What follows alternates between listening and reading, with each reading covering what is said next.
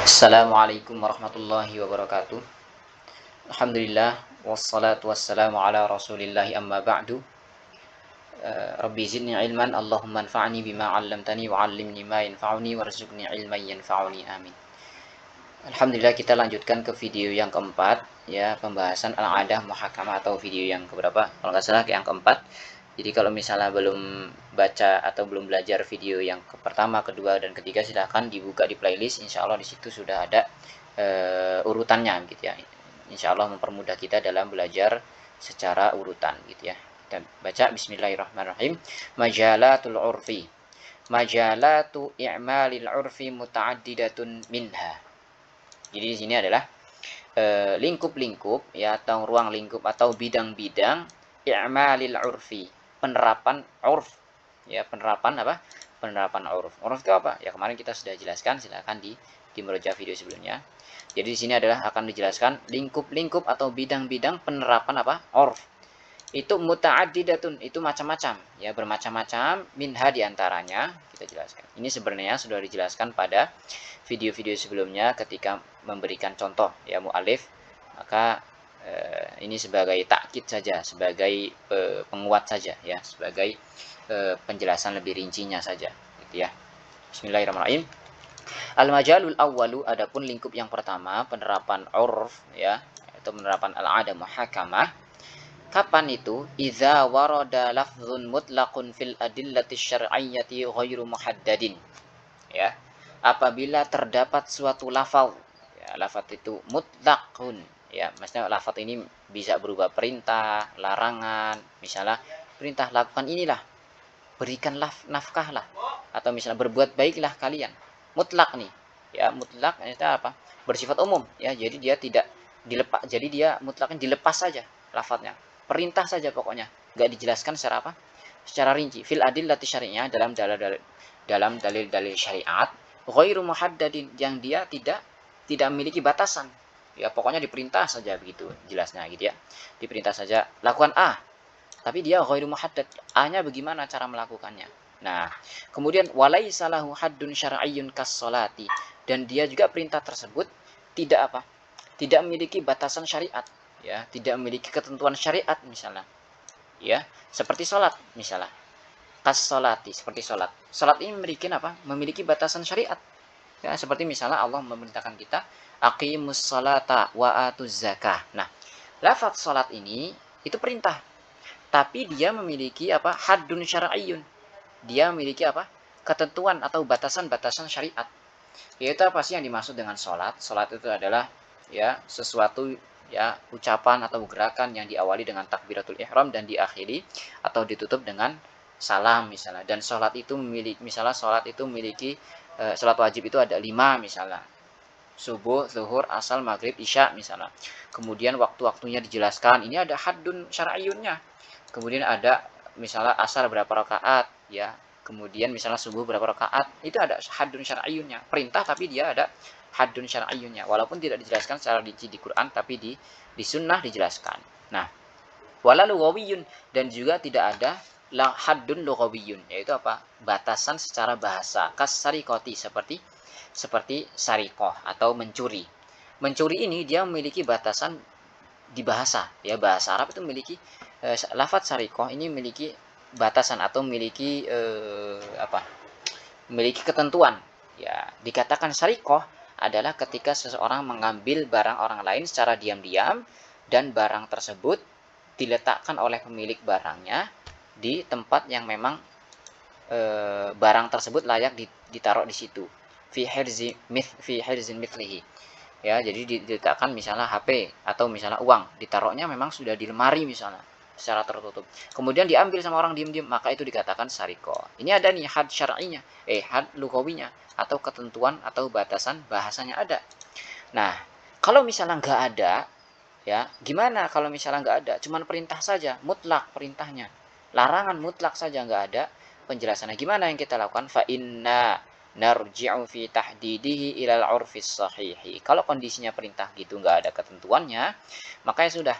Fa inna narji'u, maka kita merujuk fi tahdidihi pada pembatasannya atau ketentuannya, penentuannya apa, kemana? Ilal urfis sahihi, kepada urf yang yang sah gitu ya, atau urf yang baik yang sudah berlaku di masyarakat tertentu gitu ya. Baik. Pertama tadi urufnya nggak boleh menjadi syariat ya gitu. Mithlu seperti contohnya, ini kita baca an-nafaqatu 'ala zaujah atau mithlun nafaqati 'ala zaujah. Seperti misalnya an-nafaqah 'ala zaujati misalnya. Ya, perintah memberikan nafkah kepada zaujah, ya kepada istri. Nah, ketika Allah memerintahkan kita, ya atau Nabi memerintahkan atau Islam mengajarkan kita untuk kita berbuat baik kepada istri, yaitu berupa memberikan haknya, yaitu apa? Walahunna mithlul ladzi 'alaihin nabil ma'ruf. Berikan haknya, yaitu berupa nafkah. Tapi di situ tidak ada ketentuan nafkahnya berapa. Maka dikembalikan kepada Allah. Berapa sih nafkah istri di masyarakat atau di penduduk negeri tersebut, gitu ya. Dikembalikan. Kalau misalnya 5 juta ya udah 5 juta gitu kurang lebih. Wal ihsanu atau wal ihsani ilal walidaini. Seperti demikian juga perintah untuk berbuat baik kepada kedua orang tua. Wal ihsan ila al walidaini. Allah merintahkan kita wabil walidaini ihsana, berbuat baiklah kalian kepada kedua orang tua. Nah, berbuat baik ini enggak dijelaskan bagaimana ciri-cirinya. Nah, ini dikembalikan kepada bagaimana atau adatnya masyarakat atau penduduk negeri tersebut, adat berbuat baik kepada orang tua itu gimana, dikembalikan kepada urf begitu. Al-majal, dan banyak contohnya begitu ya. Al-majalus tsani, kemudian lingkup yang kedua atau bagian yang kedua atau bidang yang kedua, urf itu digunakan untuk apa? Tafsiru alfadhin nasi fi muamalatihim wa aimanihim. Urf digunakan sebagai apa? Penafsiran ya atau penjelasan. Gitu ya, penjelasan atau menafsirkan ucapan manusia, lafaz manusia fi muamalatihim, dalam interaksi sosial mereka ya, atau dalam interaksi transaksi juga bisa dikatakan begini, interaksi sosial atau transaksi misalnya, wa aimanihim, dan juga dalam sumpah mereka. Nah, misalnya nggak jelas nih, maka dikembalikannya ke urf sebagai tafsiran lafaz orang tersebut. Contohnya itlaqur riyali fit ta'amuli. Seperti misalnya itlaqur riyal, misalnya misalnya penjual barang, dia bilang, "Saya jual barang ini 100 rial," misalnya. Nah, rialnya itu kan banyak ya, rial. Saya cek tadi rial, ada rial Saudi, ada rial Qatar gitu ya, mungkin. Rial yang lain, pokoknya rial ada banyak gitu ya, nggak cuma di Saudi saja. Nah, ketika si penjual itu bilang, "Nih saya jual 100 rial." Maka si pembeli kan bingung, rial ada banyak, yang mana nih? Maka nggak perlu tanya gitu. Karena kenapa? Karena transaksi tersebut memang terjadinya di Saudi. Ya udah, karena di Saudi ada pakai rial Saudi, ya udah si pembeli bayarnya pakai apa? Pakai rial Saudi saja, gitu ya. Dikembalikan kepada urf terjadinya transaksi tersebut di mana? Di Saudi. Berarti di Saudi adalah urfnya itu pakai rial Saudi, gitu ya. Waman halafa la ya'kulu lahman lam yahnath bi aklis samaki. Ini mungkin afdalnya adalah waman halafa Allah, gitu ya. Allah ya'kula lahman, gitu ya. Tapi kita nggak apa-apa. Dan barang siapa yang bersumpah, ya contoh yang kedua adalah barang siapa bersumpah la ya'kulu lahman, dia nggak akan makan daging, saya nggak akan makan daging misalnya. Nah, kemudian lam yahnath bi aklis samaki, dia tidak dianggap melanggar sumpahnya karena dia memakan ikan. Kenapa? Karena memang ternyata di daerah atau penduduk negeri orang yang bersumpah tadi, yang dikatakan lahman itu adalah apa? Itu adalah daging kambing, daging sapi, daging kerbau, dan seterusnya.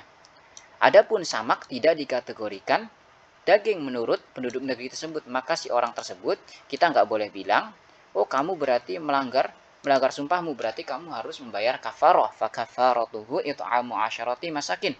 Maka kafarohnya adalah memberikan makan 10 orang miskin misalnya. Enggak. Kenapa? Karena memang urufnya dia itu adalah lahman, yang dimaksud adalah dagingnya apa?